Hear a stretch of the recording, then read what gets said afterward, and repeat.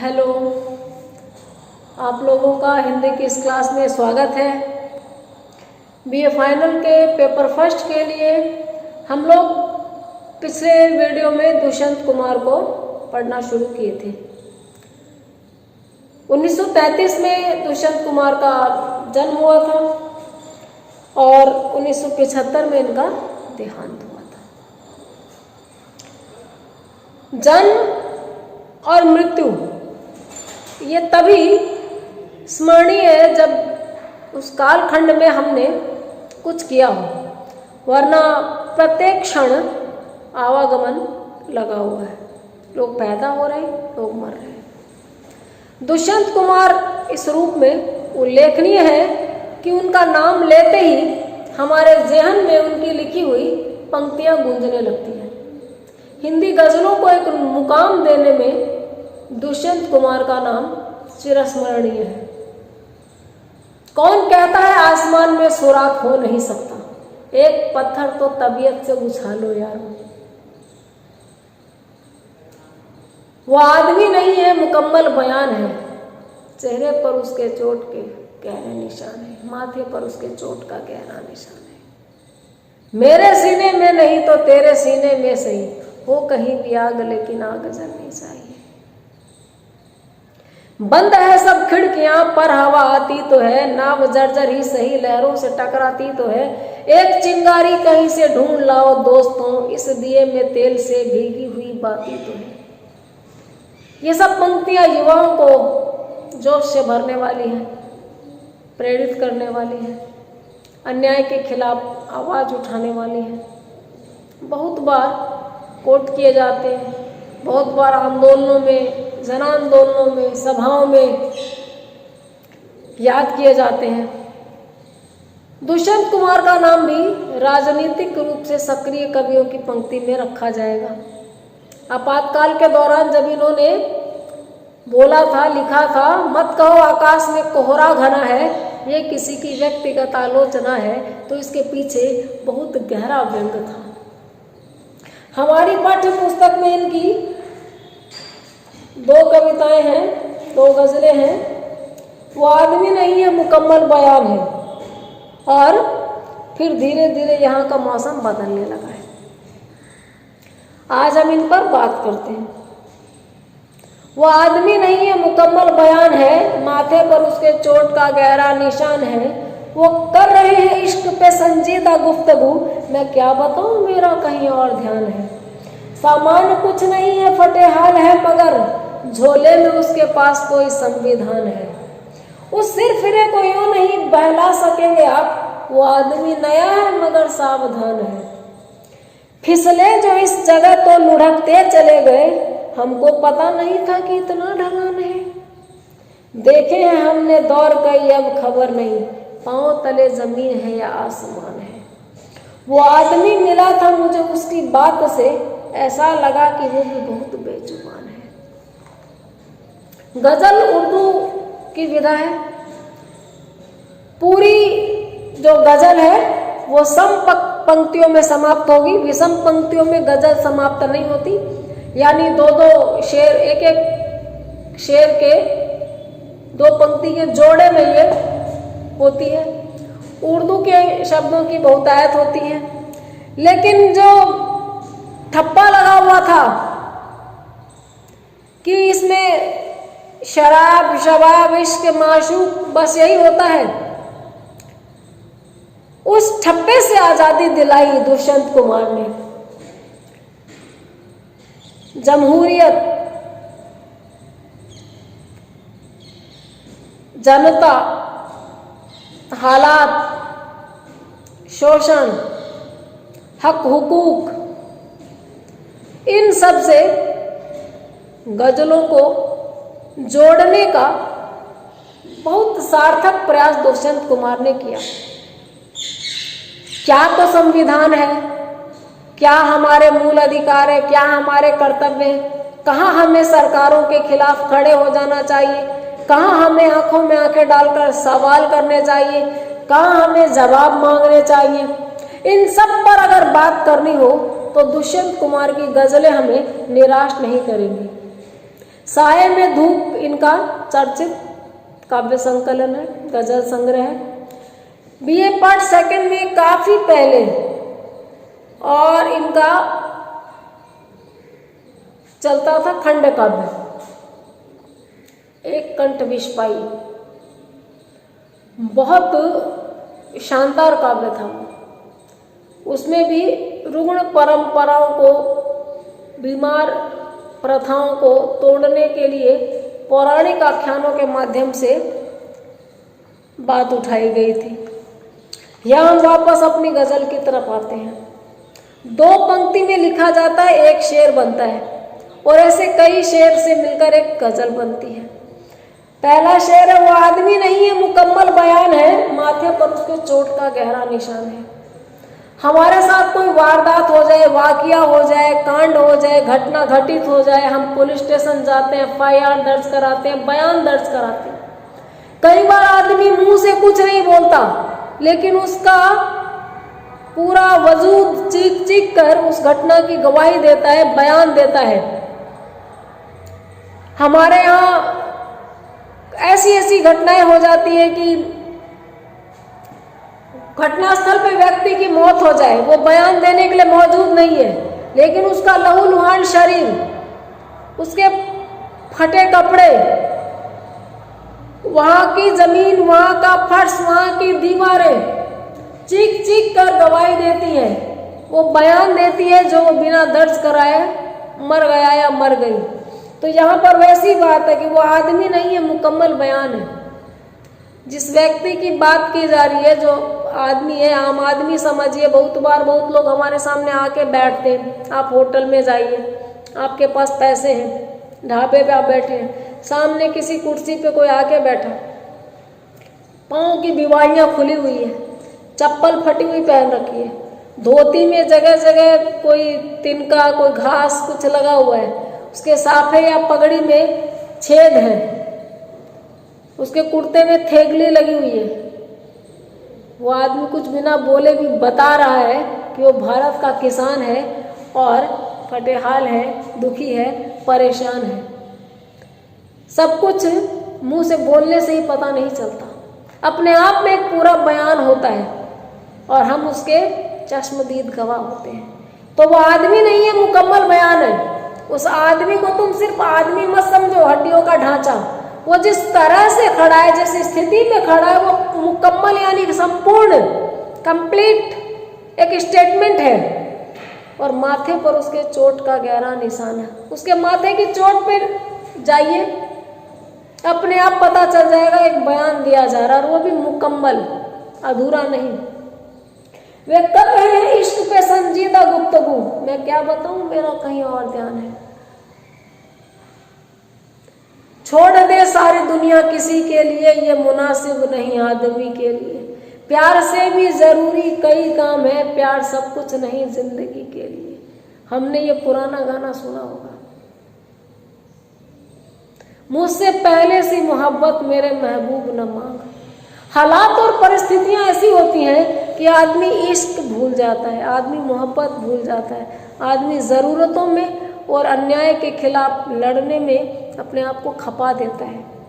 तो बड़े लोग शेरो शायरी कर रहे हैं, खाए अघाए लोग भी कह सकते हैं, जिनके पास अन्याय का कॉन्सेप्ट नहीं है, न्याय की परिभाषा नहीं समझते, जिनको इतने प्रिविलेज हैं कि उनको आरक्षण में भी फायदे नजर आते हैं, जिनको सब सदियों से संतप्त सताई गई जातियों के अधिकारों और कर्तव्यों के बीच में कोई फासला नजर नहीं आता, उनको वो अधिकार दिए बिना कर्तव्य बताना चाहते हैं। ऐसे लोग बैठ के चिड़िया पे, फाख्ता पे, बुलबुल पे, महबूबा पे, आँखों पे, समंदर पे, शराब पे लिख रहे हैं, बाकायदा लिख रहे हैं, खूब लिख रहे हैं और खूब वाहवाही पा रहे हैं।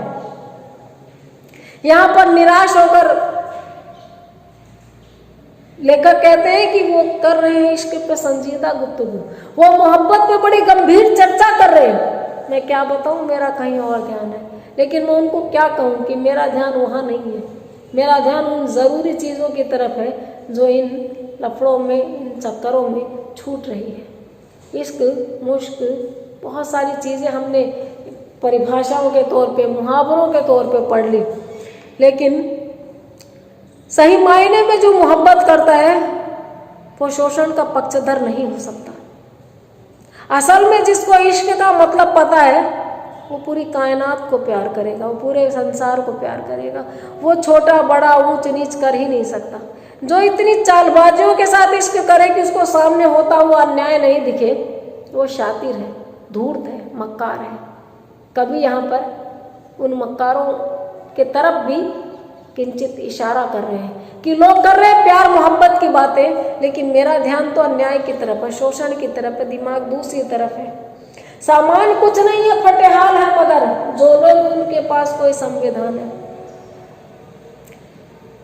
जो जनता की लड़ाई लड़ते हैं, जो आदिवासियों के हक के लिए लड़ते हैं, जो SC ST के लिए लड़ते हैं, जो हर उस व्यक्ति के लिए लड़ते हैं जो सताया हुआ है, जिसके पास कुछ नहीं है, उन योद्धाओं के पास में जमीन जायदाद नहीं होती, फटेहाल होंगे, किसी पिटी चप्पल में, पुराने कुर्ते पाजामे में, पुरानी साड़ी में घूमते फिरेंगे, लेकिन उनके पास, उनके झोले में देश का संविधान होता है, यानी कानून की किताब को उन्होंने अच्छी तरह घोट कर पिया होता है।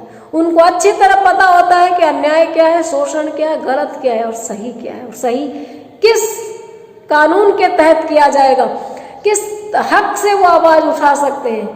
ये सारी चीजें यहाँ पर आई है कि उसके पास सामान नहीं है और वो फटेहाल दिख रहा है, लेकिन झोले में संविधान है।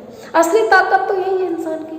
आप किस आधार पर बोल सकते हैं किसी को कि उसने आपकी चीज छीन लिया, आपका घर छीन लिया, आपका सामान छीन लिया, आपकी आज़ादी छीन ली? संविधान के आधार पर। हमें सबसे अधिक जानकारी इसी की होनी चाहिए, हमें सबसे ज़्यादा इसी का पता होता है। हमें सारे व्रत का पता होता है, सारे त्योहारों का पता होता है, हमें फिल्मों का पता होता है, हीरो हीरोइनों का पता होता है, हमें IPL का पता होता है, लेकिन हमें ये नहीं पता हमारे मूल अधिकार क्या है, हमारे कर्तव्य क्या है, और हमारे अधिकार कोई छीन ले तो उसको वापस पाने के लिए कौन सी लड़ाई लड़ी जाती है। उस जागरूकता की तरफ इशारा किया है कभी ने इस पंक्ति के माध्यम से। उस सिर फिर को यूं नहीं बहला सकेंगे आप। वो आदमी नया मगर सावधान है। नई पीढ़ी के वो लोग जो लोग संविधान को से वाकिफ है, जो लोग नए जमाने की हवा से वाकिफ हैं, जो लोग युवा पीढ़ी के होते हुए भी पुरानी पीढ़ी की चालबाजियों को समझते हैं, जो लोग पीछे छूट गए लोगों को अपने साथ आगे लाना चाहते हैं, वो बेशक आपसे उम्र में कमजोर होंगे, छोटे होंगे, लेकिन उनको बहलाया नहीं जा सकता, क्योंकि वो पुराने अनुभवों को देख करके गुजरे हैं, वो सावधान हैं, संभले हुए हैं। फिसले जो इस जगह तो लुढ़कते चले गए, हमको पता नहीं था कितना ढलान है। कई बार कोई चीज बड़ी आकर्षक लगती है और हम सोचते हैं जस्ट फॉर अ चेंज करके देखें, लेकिन वो तो इतनी लत लग जाती है, इतनी हमें अपना आदी बना लेती है कि पता ही नहीं चलता कि हम कब लुढ़कते चले गए। Fashion becomes passion. किसी आवाज का नशा हो, किसी की आंखों का नशा हो, किसी संगीत का नशा हो, किसी भी तरह की बात हो, हम एक बार शुरू में शौक से सुनते हैं, लेकिन वो शौक एक दिन हमारी रूह में उतर जाता है। और ये नेगेटिव भी हो सकता है, पॉजिटिव भी हो सकता है। ये सिगरेट शराब का नशा भी हो सकता है, और ये प्यार मोहब्बत, किसी के चेहरे, किसी की आवाज का पुर असर, पुरजोर कशिश, उसका प्रभाव हो सकता है। देखे हमने दौर कही अब खबर नहीं, पांव तले जमीन है या आसमान है। बहुत तरह के लोग होते हैं जिन्होंने खूब खाक छानी है, चप्पलें घिसी हैं, दुनिया में उगते हुए सूरज को देखा है, ढलती हुई रात को देखा है, यानी हर इनकलाब से गुजरी हैं, लेकिन शोषण की चक्की में पिसते पिसते एक दिन वो चुक जाते हैं, एक दिन वो थक जाते हैं, और एक दिन शायद वो निढाल होकर बैठ जाते हैं, बस आती जाती सांसों को गिनते हैं। उनके लिए कहा गया है कि बहुत दौर देखे हैं, क्या क्या सामने से गुजरा है, हर आंधी के चश्मदीद गवाह हैं, लेकिन अब वो ऊपर उठ गए। ऊपर उठना तो शब्द नहीं कहेंगे हम यहाँ पे, इतने थक गए हैं हालातों से, परिस्थितियों से, अब उनको अख्तियार नहीं, अपने पे जोर नहीं, अपने ज़हन पे उनका कब्जा नहीं, और वो नहीं पता उनको किधर क्या चल रहा है, ज़मीन कहाँ है, आसमान कहाँ है।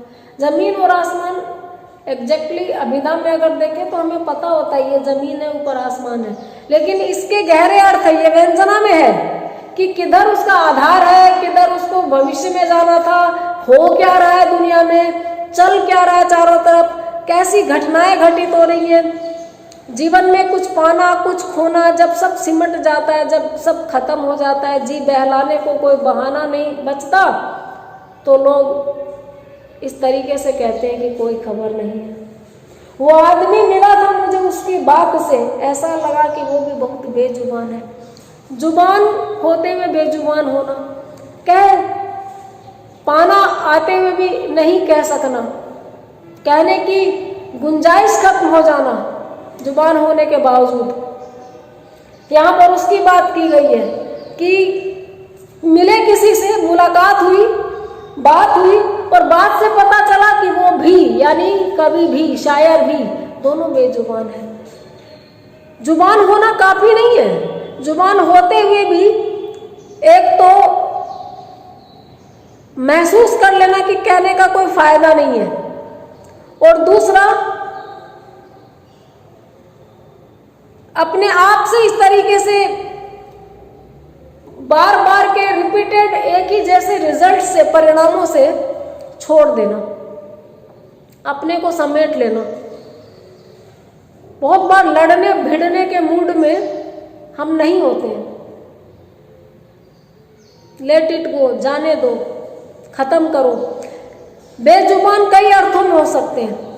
छोटे मोटे झगड़े कलह से बचने के लिए भी आदमी बेजुबान रहता है, और जहाँ जुबान खोलते कफलो गारत हो जाए वहाँ पर भी बहुत बार आदमी सोचता है कि टाइम आएगा तब बोला जाएगा, फिलहाल खामोशी में ही भला है। चुप्पी एक हथियार के तौर पे भी काम में ली जा सकती है कि इसको बाद में आवाज़ को एक जगह इकट्ठा करके बोला जाएगा। तो वो आदमी मिला था मुझे, उसकी बात से ऐसा लगा कि वो भी बहुत बेजुबान है। शायर को जो मिला वो भी उन्हीं की तरह चुप रहने वाला मिला। उसकी बात से लगा कि उसका कोई अख्तियार नहीं है, जोर नहीं है किसी चीज़ पे, और वो देख कर भी खामोश है, मजबूर है चुप रहने के लिए।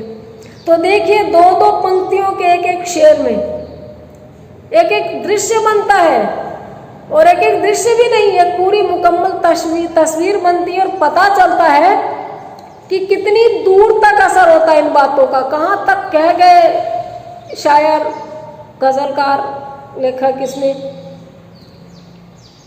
दूसरी जो गजल है वो हम अगले वीडियो में करेंगे। आज इतना ही। आप इसको सुनिए, पढ़िए, देखिए, अपनी किताब को खरीदिए, किताब में देखिए। मेरी पूरी आप लोगों से रिक्वेस्ट है कि जो आपके साथ में बात की जा रही है उससे अपने को कनेक्ट रखिए, उससे अपने को जोड़े रखिए, और जहाँ तक हो सके सिलेबस के साथ भी खुद को कनेक्ट कीजिए। और जब कॉलेज खुलेंगे तो हम इन सब पे और चर्चा करेंगे, क्योंकि कई बार हम ये वीडियो देखते हैं लेकिन हम ये नहीं समझ पाते कि हमको इसको कैसे समझना है, हमें इसको किस रूप में काम में लेना है। ये सारी चीज़ें आप लोगों को ध्यान में रखनी पड़ेगी। मिलते हैं अगले वीडियो के साथ, अपना ख्याल रखिएगा।